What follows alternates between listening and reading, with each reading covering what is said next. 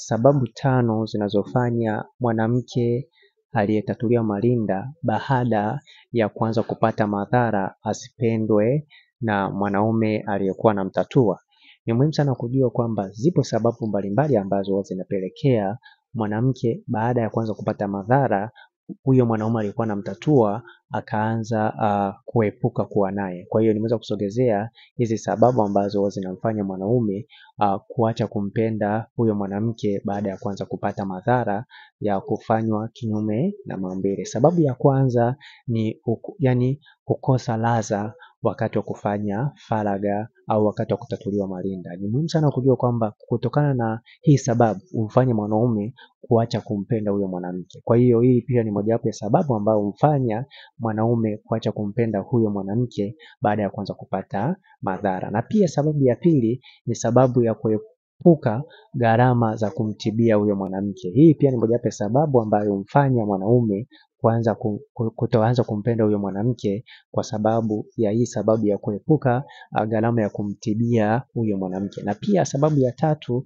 ni jicho kuwa wazi. Ni muhimu sana kujua kwamba mwanamke anapoanza kupata madhara jicho lake linakuwa wazi. Kwa hiyo hii kutokana na jicho kuwa wazi mwanaume anakuwa hana hisia naye. Kwa hiyo hii pia ni mojawapo ya sababu ambayo inamfanya mwanaume kuanza kumchukia huyo mwanamke. Na pia sababu nyingine ni sababu ya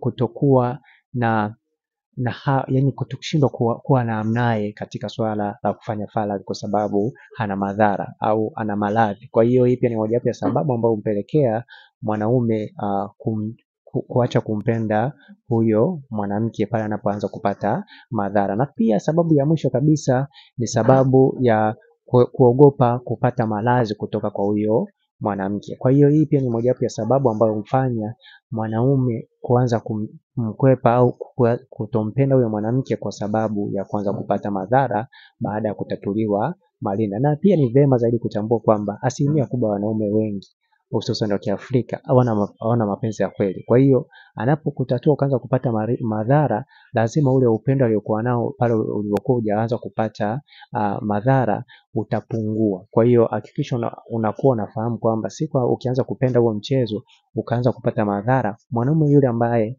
alikuwa anakutatua fahamu kabisa atakukimbia. Kwa hiyo akili kwenye kichwa. Na kama unahitaji ushauri au video za kufanya faragha, hakikisha unanicheki WhatsApp kwa namba 0713728736. Kumbuka pia unaweza kupata hiki kitabu. Kitabu hiki kitakusaidia sana kuingia katika mahusiano sahihi au ndoa sahihi. Nicheki WhatsApp ili uweze kupata hiki kitabu. Kitabu hiki utauziwa kwa WhatsApp. Nicheki kwenda namba 0713728736. Kama upo nje Tanzania, anza na jumlisha 255 713 728736. Naitwa Isaac Kanyankole, asante na karibu.